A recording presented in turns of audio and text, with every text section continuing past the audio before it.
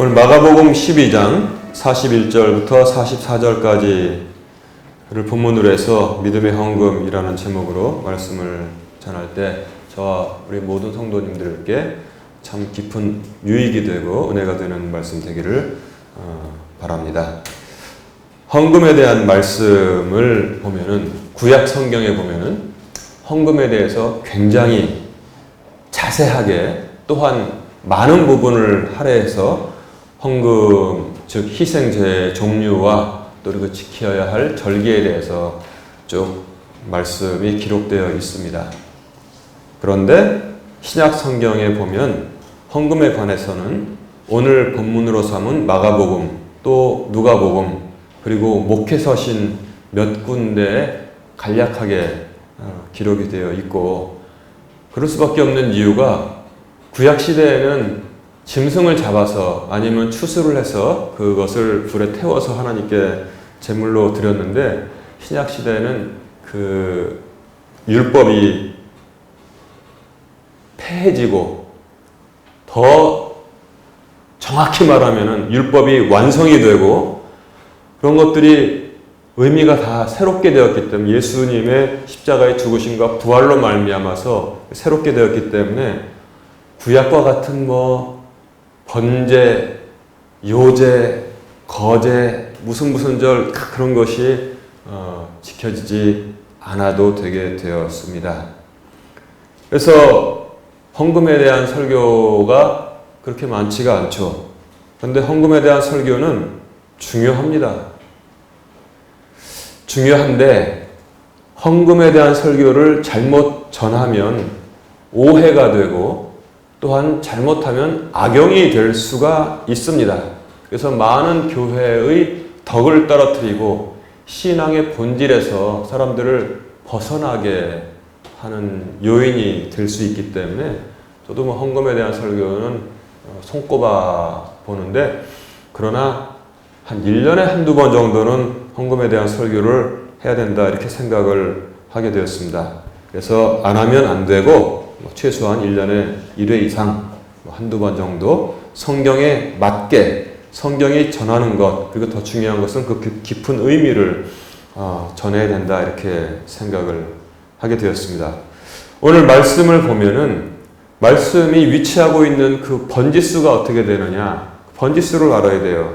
그 앞에 어떤 말씀이 있었냐면 그 번지가 중요한 거예요.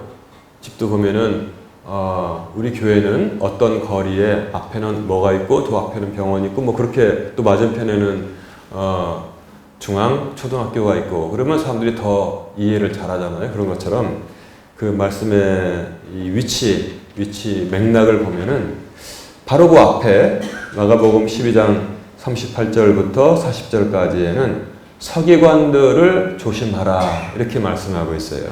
서기관들을 조심하라. 이 서기관들은 왜 조심해야 되냐면 이 위선 떨기 때문에 조심하라는 거예요. 그들은 옛날 서기관들은 긴 옷을 입고 다녔나 봐요. 지금은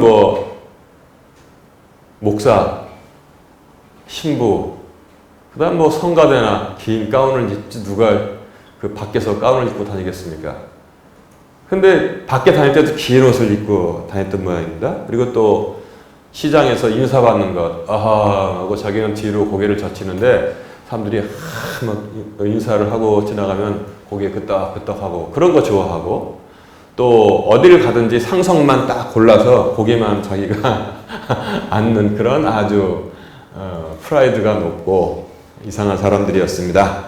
그런 사람들을 조심하라 라는 그런 말씀이 있고, 이 사람들이 과부의 집을 꿀꺽꿀꺽 다 삼킨다 이렇게 경계의 말씀을 해주셨는데, 바로 그 뒤에 나오는 말씀이 이 말씀이고, 그 다음에 이 말씀 뒤에는 13장 1절부터는 무슨 말씀이 나오냐면 성전이 곧 다 무너지리라 그 말씀을 하셨는데, 그 사이에 이 성전에서의 헌금에 관한 말씀이 자리를 잡고 있다는 것입니다. 굉장히 의미가 있어요. 그래서 저는 이 오늘 본문 말씀은 헌금을 했던 한 사건을 전하고 있지만, 이 사건만 가지고서 우리가 여기서 어떤 메시지를 구체적으로 이 찾아내는 것은 그렇게 쉬운 일이 아닙니다. 그래서 이 나중에 이 원리에 대한 해설, 즉 오늘은 헌금에 관한 사건이 기록되어 있었고 그 다음에 이 헌금, 바른 헌금에 대해서 그 원리는 간단하게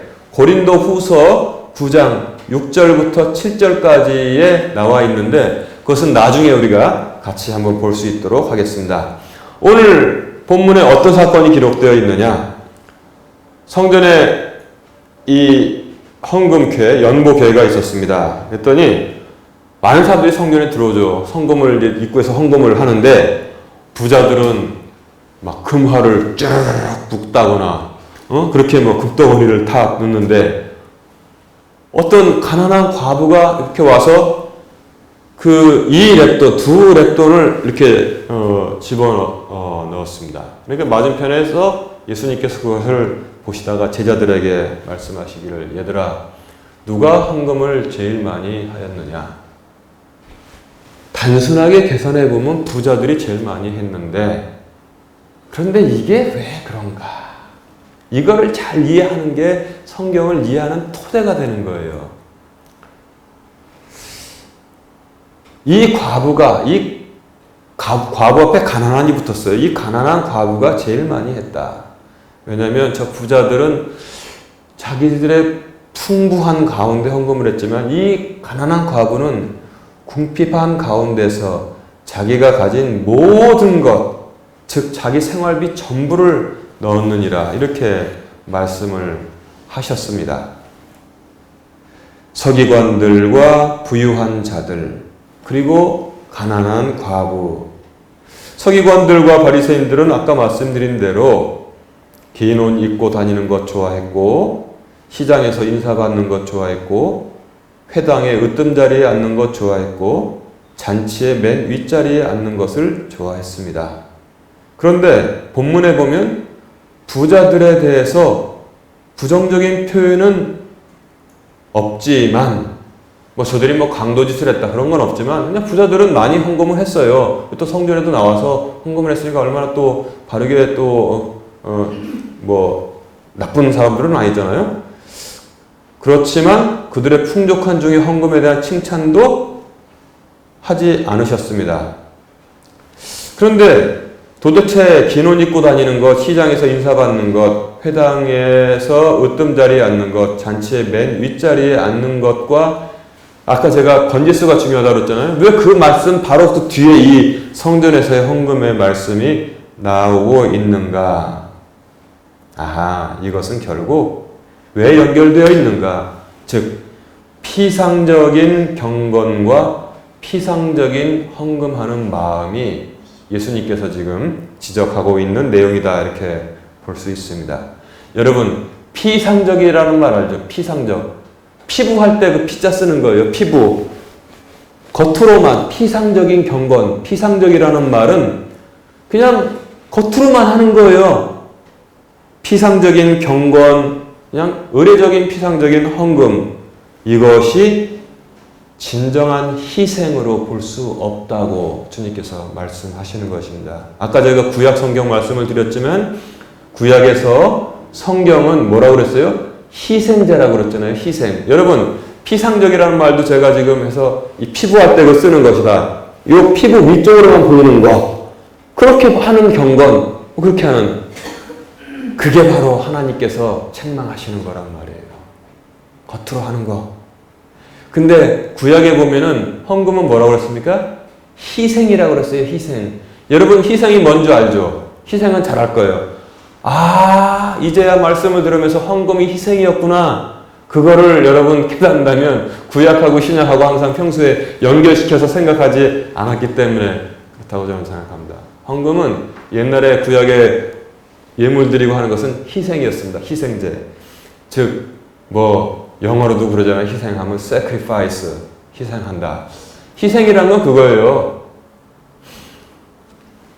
내가 지금 여기도 우리 애하고 같이 물에 빠져서 허우적거려요.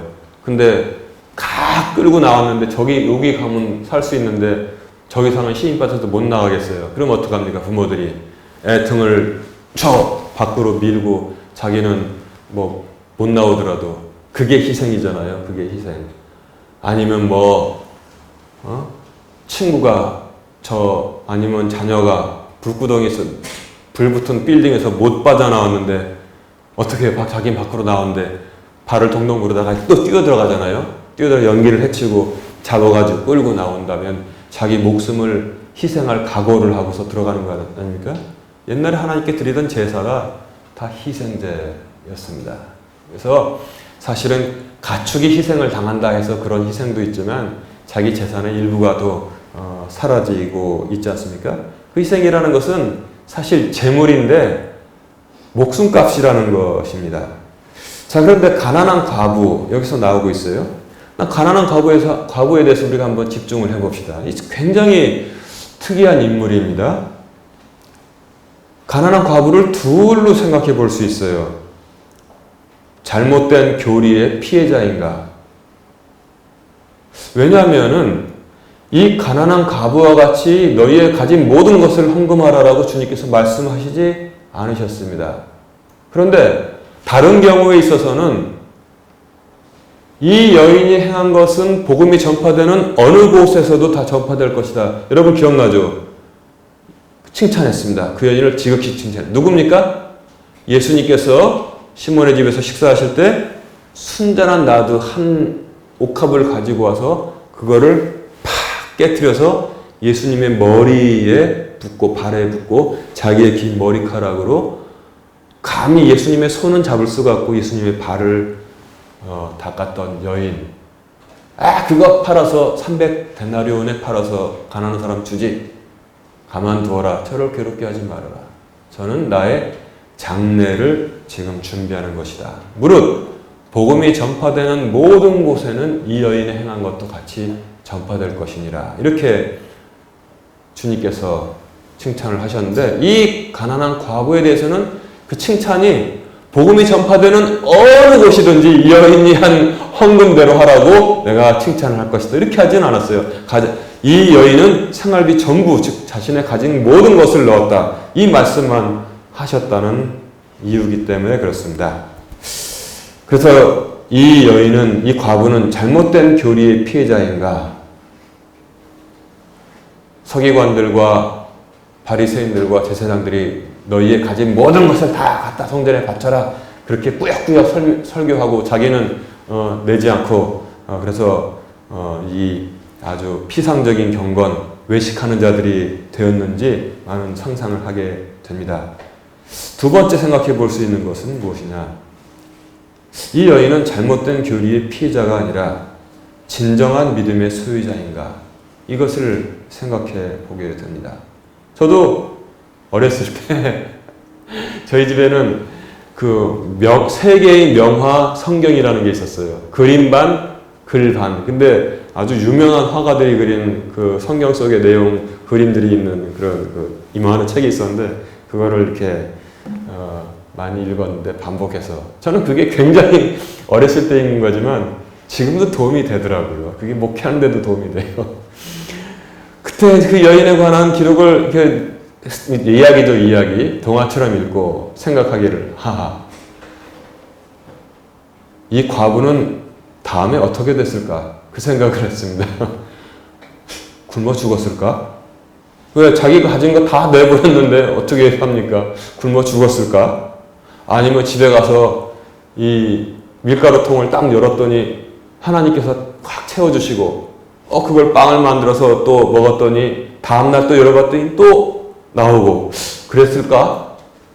그 생각도 들더라고요. 사르밧 과부의 엘리사가 갔을 때 그렇게 하나님께서 기적을 베풀어 주셨기 때문에 이 과부에게도 그렇게 해주셨을까? 근데 이 과부의 그 후에는 어떻게 됐다는 기록이 전혀 없어요. 아니 근데 걱정은 되잖아요, 사실. 자기가 가진 거 전부 다 성경 교회에 넣었는데 너 어떻게 저녁에 나가서 저녁을 어떻게 먹었을까? 이렇게 생각을 합니다. 그런데 가난한 과부는 그 과부가 어떻게 됐을까라는 것이 중요한 것이 아니라 하나님께서 그 과부를 돌보지 아니하시겠냐는 것은 성경에 이미 다른 데서도 다 전하는 말씀이고 인물보다는 진정한 헌금이라는 것이 무엇인가를 이 사건을 통해서 우리에게 보여주고 있다는 것입니다. 즉, 진정한 헌금의 원형이라고 하죠. 모델이 무엇인가? 즉, 진정한 희생의 원형이 무엇인가를 보여주고 있다는 것입니다. 그것은 무엇이냐?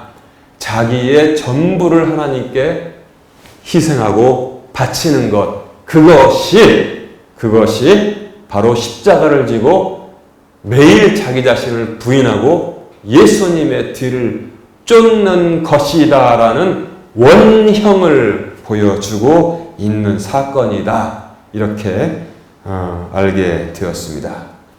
자기 자신을 부인하라는 거 있죠. 자기를 부인하고 십자가를 지고 날마다 주님의 뒤를 쫓으라고 했습니다. 우리가 대부분이 아니고 전부 하지 못하는 것. 날마다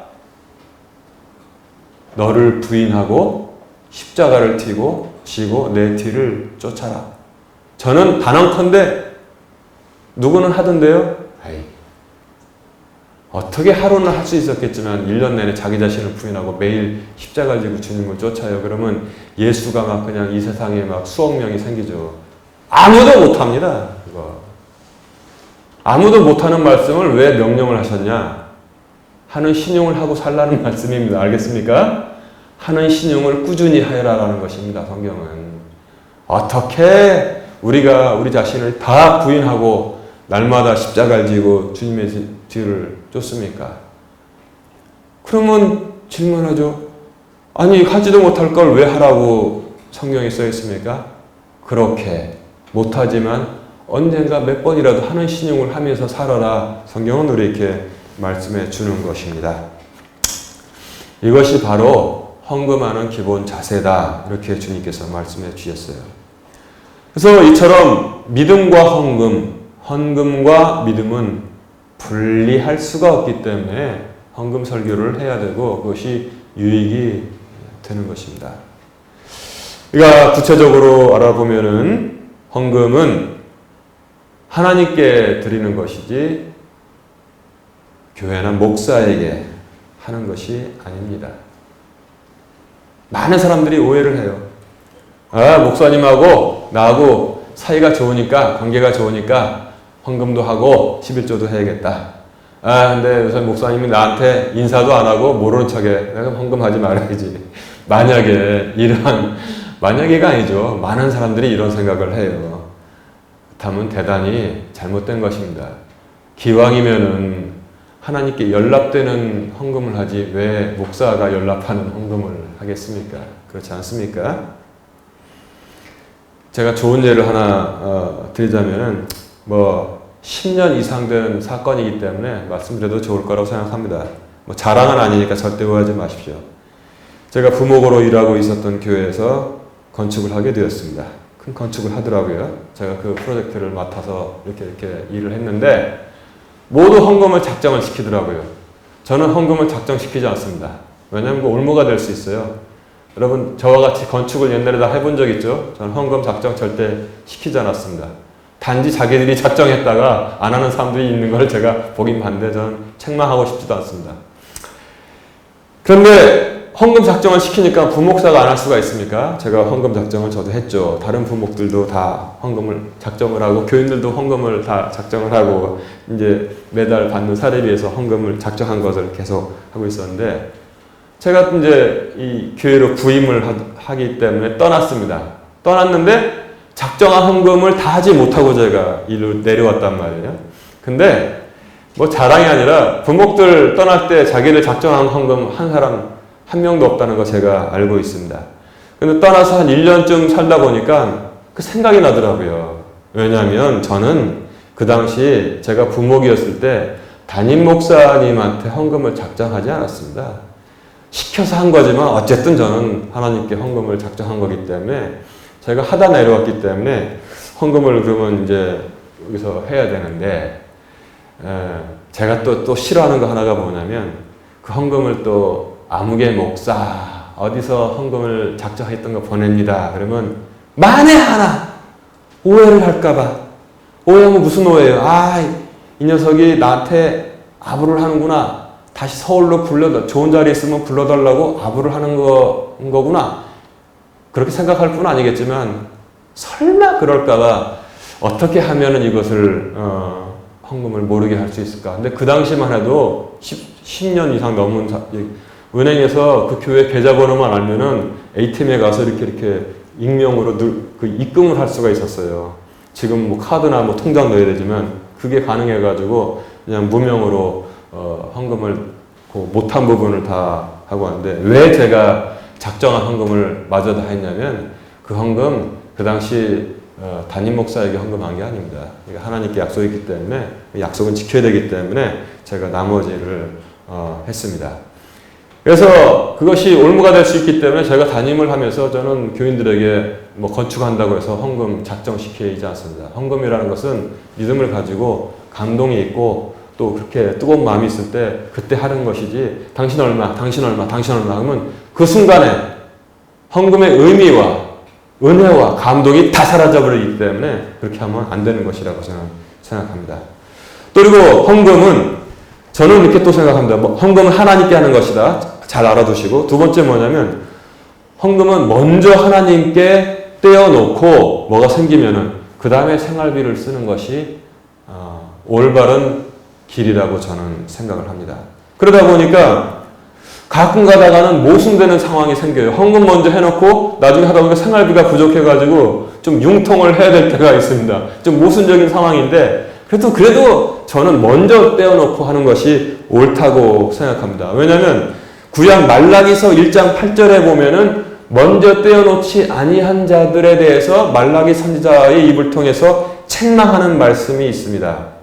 즉, 야, 이 패역한 것들아, 너희들이 재물을 가지고 온다고 하면서 눈먼 희생물, 저는 것, 병든 것을 너희들이 가지고 오는데 이것들을 너희들의 총독에게 한번 바쳐봐라. 그가 그것을 기쁘게 받겠느냐. 이렇게 말씀하시는 것이 말라기서 1장 8절에 명확히 구분되어 있습니다.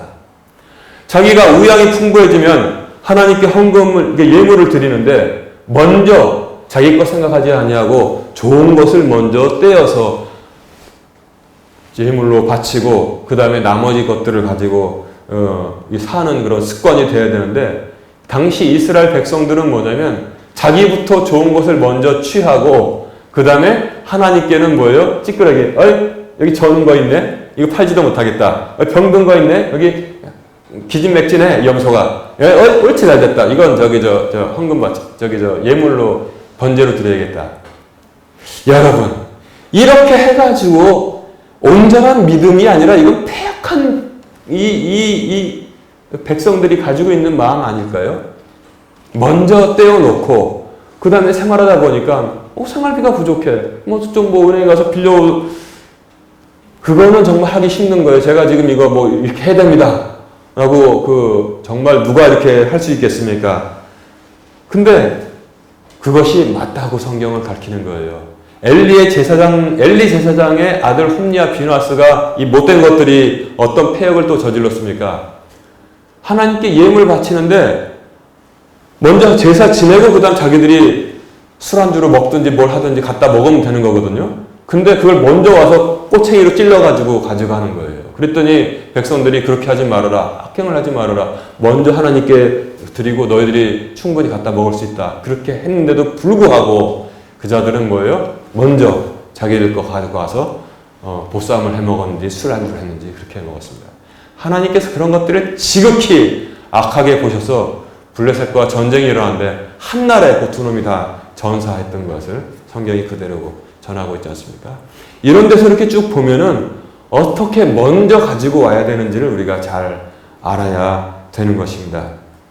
그래서 헌금은 하나님께 하는 것이고 먼저 하나님께, 그리고 나머지 가지고 지혜롭게 생활비로 쓰는 습관을 가지면 하나님께서 어려운 시절 한 번, 두 번 주시겠지만 다 넘어가게 복을 내려 주십니다.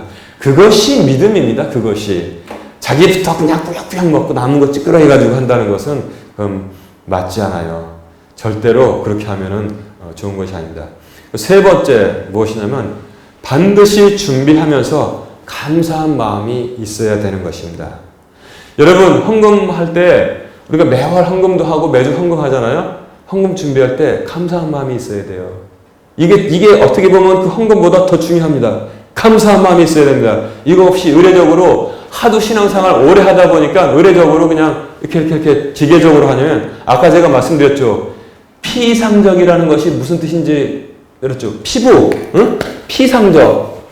겉으로만 하는 거란 말입니다. 하나님께서 돌들로도 아브라함의 자손을 만드시는 하나님이신데 하나님께서 뭐가 없으면 건축이 안 되겠습니까? 교회가 운영이 안 되겠습니까? 마음을 여러분 여기다 다 담아가지고 같이 내시기를 주님의 이름으로 축원합니다. 여러분들의 감사하는 마음을 같이 내십시오. 그게 진정한 헌금이 되는 것입니다. 액수가 중요한 게 아닙니다. 여러분 마음, 내가 참 재주도 없고 무능하고 그런데 하나님께서 또 이렇게 가족을 부양하고 우리 손주들도 보고 다 이렇게 잘 살 수 있도록 이렇게 또 물질을 주시는구나. 그 신앙 고백이 있어야 돼요. 그 신앙 고백이 사실은 눈으로 보이게끔 되는 것이 바로 헌금이 되어야만 되는 것입니다. 아멘? 그렇게 헌금을 해야 되는 것입니다. 그리고 또 마지막으로 돈에 관한 믿음, 자신감이 있어야 됩니다. 무엇이냐? 이런 믿음이 있어야 돼요. 내가 헌금한다 해서 내 생활이 어려워지지 않는다. 아멘? 그런 믿음이 반드시 있어야 될 것입니다. 또 그리고 내가 헌금한다 해서 이번엔 반대로 내가 헌금 안 한다 해서 내 생활이 좋아질 것이다. 이런 생각도 절대 하면은 안 될 것입니다. 여러분 오늘 말씀을 정리합니다. 오늘 본문의 과부는 헌금의 모범, 원형을 우리에게 보여주었습니다. 희생과 자기 생명, 자기 생활을 모두 희생하는 그런 원형을 보여주었는데 하나님께서 번 거 다 가지고 오라고 지금 하시겠습니까? 그 믿음, 감사하는 것이 있으면 그것이 저는 최고의 헌금이 될 줄로 믿습니다. 여러분 감사하는 믿음을 담아서 헌금하면 최고의 이 헌금이 되는 것입니다. 이에 대한 구체적인 해설은 고린도 후서 9장 6절부터 7절까지의 바울이 정말 잘 정리해줬어요. 목회서신에. 자, 이렇게 말씀을 해주고 있습니다. 여기 지금 화면에 있는 거 한번 같이 보세요. 다만 내가 말하려는 바는 이것이니 곧 인색하게 뿌리는 자는 또한 인색하게 거둘 것이요 풍성하게 뿌리는 자는 또한 풍성하게 거두리라는 것이라. 저마다 자기 마음속에 정한 대로 낼 것이요 마지못해 하거나 억지로 하지 말지니 하나님은 즐거이 내는 자를 사랑하시느니라. 아멘. 이 말씀대로 하면 되는 거예요. 마음에 정한 대로 하면 되는 것인데 여러분 그것은 그 뒤에는 하나님께서 모두 보장해 주시니까 믿음으로 하시기 바랍니다. 헌금 생활은 믿음으로 해요. 옛날에 제가 있던 데서 어떤 조금 그 양반 보면 좀 부족한지 모자른지 좀 모르겠어요. 나이는 많이 드신 분인데 참 착한 분인데 이런 말을 가끔 해요. 목사님, 우리 교회 아무개가 있습니다. 알죠? 아무개가 11조를 하면은 우리 교인들 전부 헌금 11조 안 해도 우리 교회는 불러갑니다. 근데 그가 11조를 안 합니다. 답답해요. 그런 말 하는 사람들 보면 좀 모자른 것도 아닌가. 그래서 그냥 불러서 물었어요. 여러 번 그런 말을 하길래 제가 그랬어요. 좀 와보세요. 좋습니다. 아무개가 11조를 혼자 하고 교인들이 11조를 안 해서 교회가 운영이 되고 잘 굴러간다 칩시다. 그럼 하나님께서 아무개에게만 복을 주시고 당신 같은 사람들에게는 복을 일절 주시지 않아도 만족합니까? 그랬더니 거기까지는 생각을 못한 거야. 거기까지는. 입을 쫙 닫고 참 내가 진짜 나이가 한둘도 아닌데 어떻게 그런 생각을 하는지 몰라. 남이 11조를 하든 안 하든 자기가 상관할 바가 아니에요. 각자 믿음대로 하는 거예요. 왜 와가지고 누가 11조를 안 하는데 불평을 저한테 하고 있습니까? 그 사람한테 가서 하든지 말든지 목사한테 왜 가지고 일르는 것도 아니고 그래서 몇 번 듣다 그랬어요. 아니, 그러면 아무개한테만 하나님께서 복을 내려주시고 당신들한테 일자 복을 안 주시면 아멘 하고 살겠습니까? 참. 그랬더니 그때서야 입을 쫙 닫아버려. 여러분, 그렇게 모르고 생활하면 안 되는 것입니다. 그래서 오늘 바울의 말씀처럼 다만 내가 말하려는 바는 이것이니 저마다 자기의 마음속에 믿음에 정한 대로 할 것이요 마지못해 하거나 억지로 하지 말지니 하나님은 즐거이 내는 자를 사랑하시느니라. 즐거이 내는 자 뭐냐면 아까워 수입이 올라가니까 그냥 11조도 늘어나. 이런 바보가 있다 칩시다. 응? 한 달에 100만 원 벌 때는 10만 원 헌금하는 11조 하는 거는 안 아까웠는데 하나님께서 10배를 복을 주셔가지고 1000만 원 벌게 돼가지고 100만 원을 11조 하겠대. 아까워라 이거 100만 원이나 하겠네. 이런 바보는 세상에 없겠죠. 하나님은 즐거이 내는 자라고 그랬습니다. 그래서 제가 영어 성경 여기 옆에 봤더니 cheerful giver라고 되어 있더라고요. 기쁨으로 내는 그런 헌금을 기뻐하시지 아까워가지고 발발발발 떨면서 내는 헌금은 미안하지만 연락이 안 됩니다. 여러분, 헌금할 때는 제가 말씀드렸잖아요. 액수가 중요한 게 아니에요. 과부의 두레돈도 거기에 자기의 헌신이 담겨 있으면 하나님께서 귀하게 보시는 것이니까 제가 오늘 드리는 말씀은 헌금의 신앙의 헌금은 무엇이냐? 거기에 반드시 감사가 같이 얹어져야 된다. 감사가 얹어진 헌금은 그것이 어떤 것이 됐든 하나님께서 가장 기뻐 받아주시는 헌금이다. 아멘! 이것이 바로 오늘 주제인 것입니다. 이것을 꼭 기억하시기를 주님의 이름으로 축원합니다.